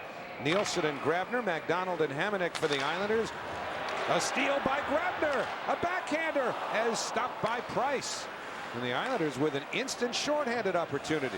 Would have been a huge goal for him, but more importantly is the Islanders have had good penalty killing all season long, and this might be their biggest kill of the year. Minute remaining to the Montreal power play. Markov's got a turn away from Islander checking, but he fires one up on the left wing for Desharnais. He's double teamed. Islanders fail to clear. Subban at the right point wrists one that deflected over the net. Andrew McDonald hemmed in by Pacioretty. Pacioretty recovers the puck. Now to Subban. He walks the line. Markov to Subban. 34 to the power play. Pacioretty up high. Tried to get that one through a bunch of players. Didn't do it. And now Martin had Subban turned around. Martin straight to the net. Knocked down, and the Canadiens go the other way with 21 seconds remaining to their power play. Canadiens, though, are changing. Plekanec sends Markov in for Gionta. And now Gionta circles the net. Final 10 to the power play. Georges and Plekanec couldn't hold the pass. Nielsen clears. And the Islanders kill the time. Tavares out of the box. And the team's at full strength. Islanders gave up 3 shots on that Canadiens power play. They had 2 of their own too. How did a nice job of creating some offense while killing the penalty. Grabner had a great chance right off the opening faceoff to this third period. A good recovery by Subban, as he wouldn't allow Grabner to cut in and kept him to the outside, and on his backhand, Carey Price was able to handle that relatively easy. Canadiens have iced the puck A minute 48 into this third period. Matt Martin always a factor on the penalty kill. Well, he does a tremendous job. Not only is he a physical player, but he's got good presence of mind. He's got good speed. And again, Subban is part of the defensive core that has to get back again on this power play opportunity. But good second effort by Matt Martin. Good job by the whole group to kill off this penalty early in the third period and really maintain the Islander lead. Now Plekanec being chased by Tavares. Off the boards. And this one on a fresh sheet of ice will go far enough for an icing. 2:05 gone in the third period. All right, time to think trivia. Our question is brought to you by Cadillac. 28 years ago today, in 1985, Mike Bossy became the first player with 8 straight 50-goal seasons. He was the first, so others have done it since then. I'm not sure. I'm not sure how. Well, you jumped all over that uncertainty. I'm not sure that that's happened. I know the great Wayne Gretzky scored a whole lot of goals, but I'm not sure if he did it 8 straight years. I will have that answer for you in a little bit. Right here, Radek Martinek leads the Islanders out. Martinek fires one. Karams to Eller. And Nielsen slow to get to the bench. I'm not sure if it's a skate issue, but he was limping, not putting any weight on one of those legs as he was getting to the bench. Now Bogsy's checking with That's it. a skate issue. Yep. Then, yep. Eller throws one down low that went off of Hickey. Let's see if the Islanders can use that penalty kill into some momentum and get a forecheck going and bottle up the Canadiens, as Coach Doug Waite was talking about. Need to play in the offensive zone and create some cycling and maybe an opportunity to go back on the power play. Shenyuk, as much as anything, ran into Cizikas there, but the Canadiens keep the puck. Brandon Prust plays it across. Georges flips one that's kicked away by Nabokov. Owen tried the center. Prust working against Cizikas. Subban throws one off of Hickey. Thomas Hickey off the boards and out. And this one will roll all the way down. Icing called. Georges touches and they'll bring it back. All right. The answer to this trivia question brought to you by Cadillac. Bossy became the first with 8 straight 50s. And only Wayne Gretzky, in addition to Bossy, did it. Well, I was half right. Well, you didn't know. So well, I wasn't sure anyone else had ever done it except for you know, I hinted at maybe the only guy that had any kind of an opportunity to do that was certainly Gretzky. Ryder's shot goes out of play. Now Bossy had 9 straight 50s. Those were his first 9 years in the National Hockey League. His back would not permit him any more. Played 1 more year and called it a career. Gretzky had 8 straight 50-goal seasons and 9 in all of 50 or more. That's pretty good, I think. Well, 53 goals as a rookie for Bossy in 77-78. Well, when I think that next year he scored 69, right? Well, when everybody's always talking about consistency, I guess that's an earmark right there. Huh? You just wonder if he had stayed healthy, how many more 50-goal seasons he might have put up. Michael Ryder with a second chance throws it to the net. Hamonic trying to clear, kept alive by Emelin. That feed down low. Gionta tipped it wide. A little push by the Canadiens. Didn't score in the power play, but they've continued to force the Islanders in their defensive zone. Always got to push back a little bit. Martin goes after Emelin. Alexei Emelin leaves it behind the net. Colin McDonald and Emelin came together. Islanders begin to change now. Oh, that's lucky he didn't touch that. Oh, they're going to call it anyway. Yeah, I think, yeah, you got to. Yep. Too many men on the ice, but usually you have to touch it before you get called. And I think that's exactly what Capuano's saying. You could see him coming off the bench. I believe it was David Ahlstrom was coming off the bench. And got Capuano. Again, there's the play right here in the middle of the ice.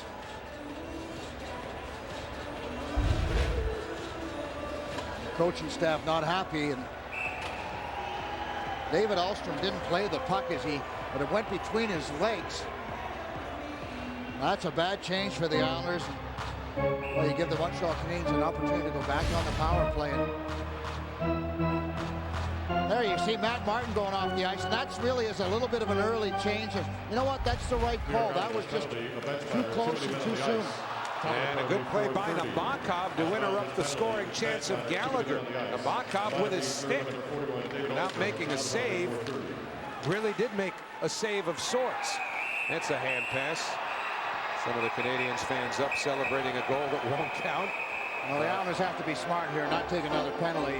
No, that wasn't really anything to worry about. Yeah, the whistle went and threw it at the net, but nothing to be stupid over. Get yourself down 5-on-3 over protecting your goaltender. Both coaches, by the way, still have their timeouts available. 15-15 remaining here in the third period, should that become an issue. Michel Therrien's team, the one trailing. He's got Desharnais take the draw against Frans Nielsen. At least that was the plan, but Nielsen's been thrown out, and now Grabner wins it anyway against Desharnais, permitting a Hamonic clear. Remember, Travis Hamonic took a shot off his foot right at the end of that second period, but appears to be okay. And he wears those protective guards on his feet to get in the way when he has to. Important play by Subban for the Canadiens just to prevent what would have been a Grabner breakaway attempt. Now you got to be a little nervous whenever Grabner's coming at you, and if you mishandle the puck a little bit, because he doesn't need a half stride, he just needs to start with you equal, and he's going to beat you up the ice. Islanders now have Riesener and Martin up front with Finley and Streit the defense pair. And here's Markov trying to get it to the front of the net, but it was blocked by Streit. Plekanec instead turning on his former teammate. And then the pass broken up, but it stays in the Islanders zone. A stick blocked by Streit. Canadiens still with it. Markov to Subban. He walks the line. Throws it down low. Gionta caught it out of the air. They've got Markov, the defenseman, out in front right now. He's at the hash marks. Plekanec with 34 to the power play. Wheeling away from Martin, setting up Subban. That drive was tipped by Markov and stopped by Nabokov. Now Subban again. Let's go a drive. Stick save, rebound, score. Ryan Gionta with a power play goal has tied it 3-3. Well, the Canadiens were able to get the puck towards the net. Good shot by Subban, and Gionta was standing in front. Nabokov could not keep control of the rebound. It popped right out to Gionta as he would bury it. Again, the Montreal Canadiens, well, were lucky recipients. The Islanders had a chance to get the puck out 2 or 3 times. There's that shot by Subban, and Gionta's Johnny on the spot, able to put that rebound in. Nice pass right in the middle of the ice, and there's the shooting lane, and Gionta gets the rebound. But the Islanders had a couple of opportunities, Howie, to get the puck down, and every time you fail to do that, more often than not, you can pay a price. So the Canadiens on the red-hot Gionta's goal. His 7th at 6:07 has tied the game 3-3. Take a guess, Butchie. How many goals? Well, that's the end of that because it's right there for all to see, but it's the most scored by any franchise in the National Hockey League's history, 20,000. So I don't know if anybody cares, but it's a milestone of sorts. I don't think Gionta cares in the least. All he knows is that it ties the game.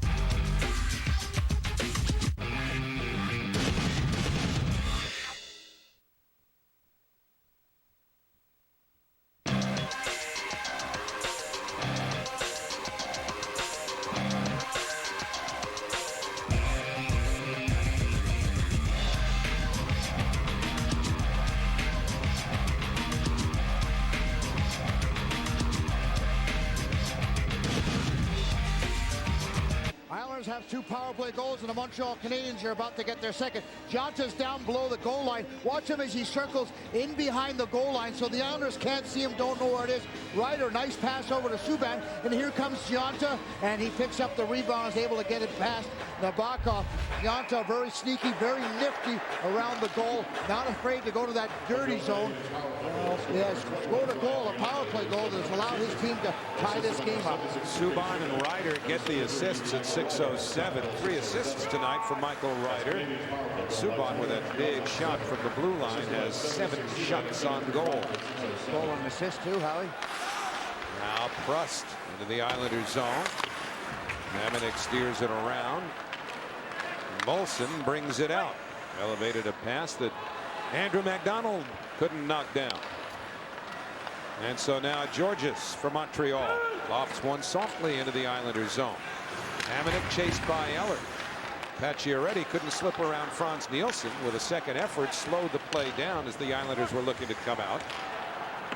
And it's chipped in by Pacioretty. Gallagher gets there first ahead of McDonald. Brendan Gallagher saying strong on the puck. And it's steered away by Nabokov. We talked about the Islanders last game, Howie. Could they close the deal? Take a lead into the third period, and could they find a way to win? Now Bailey right through the slot. Martinek put it further down the boards.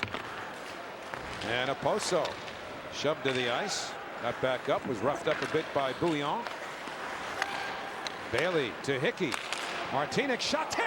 And that forced Price to scramble over. Now Martinek again. Let's go. A drive, score! I believe that goes off for Frans Nielsen, Howie. And the Islanders regain the lead. It's 4-3. Good work by the Islanders. This line is, we talked about him at the top of the show. But it was deflected. It looked like it went off somebody. Martinek does get the shot on net, but the Islanders did a nice job of controlling the puck in the offensive zone. Good hard work by Kyle Oposo. Watch the shot by Radek Martinek. That one just off the pad of the blocker of Carey Price. Ends up at the bottom of the net, but the Islanders put some pressure. They went to work down low. And that puck just slides by Carey Price, and that very well might be Radek Martinek's goal. And it's a big one for the Islanders. Well, Marty scored a goal in his very temporary stint as a Columbus Blue Jacket on October the 11th of 2011. The last goal of October 12th, pardon me, of 2011. The last goal that he'd scored in the NHL, but he only played 5 games since then, as he missed most of last year. And now here's Ryder, if they give it to Martinek. Plekanec to Ryder. Plekanec again. And that one carries out of play off a deflection. With 11:25 remaining in the third period. Coming up, the Foxwoods Final 5. Foxwood, your destination for endless excitement. Visit foxwoods.com now. Well, Frans Nielsen was in front of the net, and if he doesn't get credit for the goal, at least he created a bit of a disturbance for that shot to get past Carey Price. But we talked early on that Radek Martinek has a good shot, and he has offensive skills, and this would be his kind of game. It is Martinek's goal. So Radek Martinek playing tonight because Lubomir Visnovsky is back home attending to a serious family matter back in Slovakia. Well, Radek Martinek's first goal of his second go-round as an Islander from Hickey and Oposo at 7:56 has the Islanders in front. Now let's see if the Islanders can hold on here. Martinek ends up getting credit for what could be a winning goal. I think he'll know how to handle if he's one of the first stars. Well, he might have to get another one to become the first star. Subban heels it back to the corner. Martinek crunched, but the cruncher Armstrong got worse of it than the crunch-y Martinek. And Oldstrom puts a move on Subban. But Georges makes it around the boards to Travis Moen. So 10:43 to go here in the third period. Canadiens have outshot the Islanders 28-17. They had a pretty good push in the first 5 minutes of this period, and had a number of shots off a couple of power plays to give them that edge. This is the second game of a 5-game road trip the Canadiens are on. As Tavares tees one up, and that's knocked aside by Price. Of course, the Islanders trying to make some hay here at home, as they're on the 5th game of a 7-game homestand. Still have games against the Rangers and the Capitals before it ends. In front for Price, he didn't hold it. Now he feeds the slot. Markov was turned around, and then it ends up skipping behind the net as Nabokov gets to it. It's gotten pretty physical. Prost did a pretty good shot to Travis Hamonic, and Travis Hamonic just returned the favor for Brandon Prost. But what a great pass out of the corner by Galchenyuk out to Prost. Boy, almost a great chance. There's the push by Prost. Boy, he knocks him back as he had all his weight on his heels, Travis Hamonic. And now watch, Travis Hamonic comes back in here and returns the favor. So nothing wrong with that. Good, hard, physical hockey. Both very physical type players. But what a pass, boy, by Galchenyuk out there to Prost. He just bobbled that pass. Oh, now strike for Nielsen. Broken up in center by Emelin, and he drives it right back in. Islanders have Nielsen, Bailey, and Oposo up front. Nabokov a save on Gallagher. And there'll be a face-off in the Islanders zone when we get back. 9:46 to go in the 3rd period. The go-ahead goal, Radek Martinek.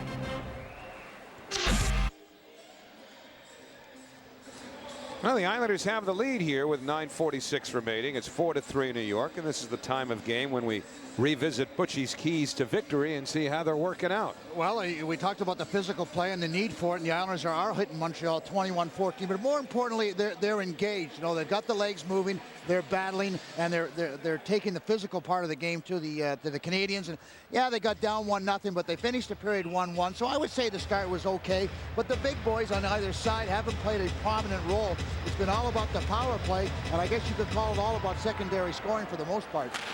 Which is something that the coaching staff has been desperate for.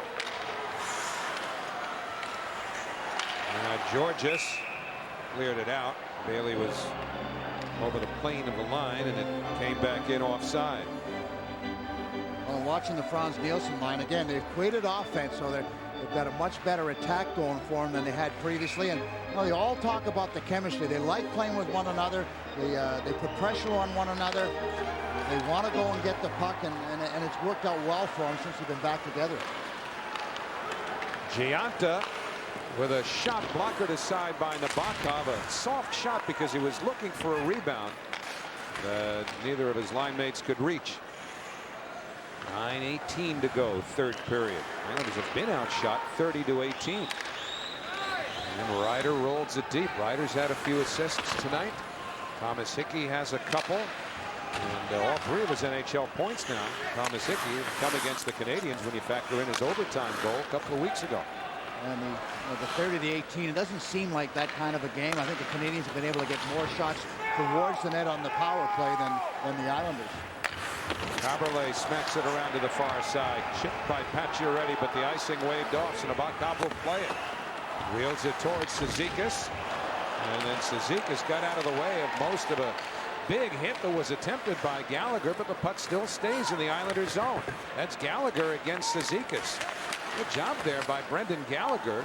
Got it off to the corner, but the feed came all the way across by Pacioretty and out of the zone. Yeah, and he says, you know what, that's not work for him. That's the way he plays the game. Doesn't think of it as work. It's just a matter of style. That low center of gravity, too. No quitting to his game. Hustling over is Emelin. Did he keep it in? Evidently, yes. Now with some room. Strike to center. Teams changing. Islanders get the Tavares line on. The Eller line out for the Canadiens. And that's Lars Eller up to Brandon Prost. A rink-wide feed to Galchenyuk. Working against Finley. He threw it over the crossbar and around the boards it goes. Sent all the way down, but Price is going to have to play that one. So play keeps moving. That was a little sloppy for Price. Just kind of batted it away. With a couple of Islanders moving towards him. Now here's Moulson for Tavares, and a stick save made by Price. And bad collision or communication between a pair of Canadian defenders keeps the puck deep.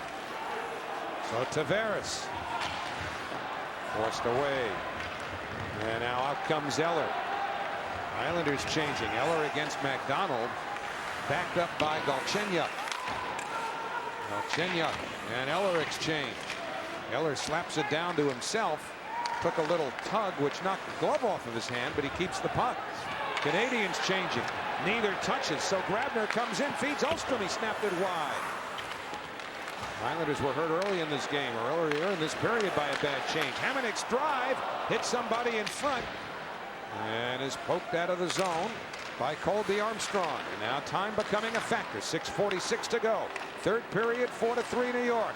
Mullen knocked down. Play continues. The net off, and Ryan White really upset. Marty Reasoner going hard, coming back into his own zone and knocked the net off the moorings. So 6:38 to go in the third period. Thursday night on MSG+2, the Rangers will be here. Live coverage gets underway at 6:30 p.m. with Visa Islanders game night. Islanders Rangers Thursday night on MSG+2. Go to MSG.com for channel locations. Rangers and Flyers are tied 2-2 starting the third period. As we get down to the last 6 or 7 minutes of this game, Howie, the Islanders have to make sure that they're very, very strong in the neutral zone. You've got to be careful in your turnovers, because the Canadiens are very much a transition team and get up that ice in a hurry, looking for odd man rushes. So they'll call it puck management. We hear it all the time, where the Islanders have to be very diligent with their puck management. Now Josh Bailey, proprietor, pokes it into the corner. Ryder works it around. The pass didn't reach Plekanec. Nielsen broke it up. Nielsen hemmed in by Subban, who's then decked by Oposo. There's been a lot of one-on-one battles in this game. I mean, we've seen Subban yapping away at Tavares, and then we've seen Gallagher going at it with Cizikas. It's been a fun game in some ways. 6 minutes to go in the third period. Caberlet back in the Canadian zone. Cross now to Bouillon. His pass broken up by Bailey. Back comes Cizikas. Bouillon steps in front of him. Backing him up was Colin McDonald, but he missed the puck, and Desharnais goes the other way. Now to Pacioretty. Stick check by Morton. Pacioretty again for Desharnais behind the net. David Desharnais spinning on Martinek. Now to Pacioretty. He put it off the stick of Nabokov. It comes back in front. Nabokov, a glove save on a shot that did not have a whole lot of mustard on it from Desharnais. But now Cizikas. Checked by Pacioretty. 5:18 to go in the third period. A crazy bounce in front of his net. With Desharnais and Martinek bounced off him, almost went in. Canadiens were changing. There's been a couple of close calls with the Canadiens with their changes. Now Eller gets to the red line, lobs one towards the corner. Busk follows, wins the puck, feeds the slot. Emelin shot tipped wide. They had Eller in front. Galchenyuk couldn't tee it up. It goes around the boards and ricochets towards the front of the net, where Hamonic tries to sweep it away. Instead was knocked down by Prust, but Boyce fires it up the left side to Tavares. John Tavares trying to put a move on Emelin, who wasn't buying. And Emelin works it to the other side with 4.5 to go in the third. Galchenyuk with the Canadiens for a second, looking like they had about 8 guys on. They just had 6, and he's got them. He's got, I mean, at one point when they were changing, as that puck was moving in that direction, there must have been 8 Canadiens out there. Yeah, Travis Mullen got caught with being the 6th player. 4:22 remaining in the third period. Michel Therrien sees his bench make a bad change, and it's getting late. 37 degrees outside, partly cloudy. The roadways are on the Coliseum. Well, this man, Matt Martin, has helped to get the Islanders in front 4-3. He's been consistent the entire game. Brought his physical presence from start to finish as this game narrows down. And boy, he's bringing some offensive skills, killing a penalty, blocking shots, and then finding a way to get it down. And then gets himself an opportunity on the power play. Takes advantage of that as he gets one of the power play goals for the Islanders. And now the Islanders to a power play of their own. Too many men on the ice to the Canadiens. Strike to Tavares. That's blocked by Subban. Tavares wheels it back to the line. Neat lead, and Nielsen. He closes in. Nielsen around the net. Tavares didn't hold it, but he's got time and space to recover. Now for Nielsen. Franz Nielsen moves up, shoots, juggled by Price. He swept it back to the corner. Subban can't clear, but it was a high stick which knocked the puck down, and that'll bring the face-off the other way, all the way down. Well, in case you're wondering, you're only allowed 5 men on the ice, but take a look at this picture. Looks like half the Montreal Canadian team is still on the ice as they make this change. Little wonder they got nabbed as the linesman finally sees it. I'm sure that the Islander bench was screaming because the linesman's looking in the other direction, but he made the call. Not much argument from Michael Therrien. Now, once it gets into the 8-9 neighborhood, there's really nothing you can say. They just had everybody. It was a terrible change for the Canadiens. You know, that power play just for the Islanders, just the last 30 seconds or so. No one in front of the net. You know, Matt Moulson was 15 feet out in front. There's no real threat to the Canadiens on that last power play. McDonald kept it in. Now to Oposo. Kyle Oposo steps up, put it right through the goal mouth. Yeah, Matt Martin almost tipped that one into the net. McDonald to Hamonic. Minute 5 to the power play. McDonald lining up a screen. Off to Hamonic. He shoots. That's blocked. Comes back to Oposo. Wheeling on Eller. Oposo to the blue line to McDonald. Got to move it quicker, Howie. Oposo to McDonald. The drive, save, and Price didn't know where it was at first. Oh, great deflection by Matt Martin. He got a piece of that, and that was just a positional save by Price, able to get his pad on it. Much quicker movement at the end there, and they got that shot through by McDonald. 34 remaining on the power play. Brad Boyes lost the handle, and now Plekanec trying to take a little more time off the clock. Peeled back before throwing it down into the Islanders zone. Yeah, one more opportunity for the Islanders down in the last 15 seconds. They've had 2 shots so far on this power play. Boyes just shoves it in deep. Plekanec gets to it first for the Canadiens, but doesn't clear. Strike for Moulson. Matt Moulson now. Tavares worked it back, gets it from Strike. Penalty over. Poked away. Armstrong chips one ahead. And Plekanec moves into the Islanders zone. Quick shot went wide. He sizzled that wrist shot. And now Hickey with 2:09 to go in the third. Pacioretty and Hickey came together there with Strike, pushing one out. 2 minutes to go. Keep an eye on Carey Price in the Canadiens net. Here's Caberlet. And he drives it around the boards. You're watching the Foxwoods Final 5. Foxwoods, your destination for endless excitement. Visit foxwoods.com now. Cizikas for McDonald. And Colin McDonald played it off the boards. Martin keeps working, but with that puck bouncing, it went offside. And Martin doesn't agree, but with 1:35 remaining, the faceoff will come out of the Montreal zone. Now Matt Martin has scored 1 power play goal, gets a little extra time on the power play and does a nice job as he's screening the goaltender. Both him and Bailey are down low. There's a deflection by Martin and good save by Price. He's able to follow the puck, but there's that deflection by Martin. See him turn the stick down, Howie, to try and get the puck to go down below Carey Price. But Price was able to get that pad on it. That puck actually hit the scoreboard. We don't see that very often, but that puck hit the base of the scoreboard. It was immediately whistled down with 1:31 to go in the third period. Make sure to stay tuned for the postgame show coming up next, where you'll hear from many of the principals in this game, which the Islanders lead. You'll hear from Jack Capuano as well. At times he looked angry, but if they could hold on for the next minute and 20, he'll have a much different demeanor. Let's see if the Islanders just go 4 deep. A steal by Grabner and a save by Price. Well, Michael Grabner has been picking Subban's pocket this entire game. That's the 3rd time that Subban has fumbled the puck, and he's given it up. A good opportunity for the Islanders. There's Grabner with a good toe check, and he wires that shot. And Carey Price does a good job of getting out and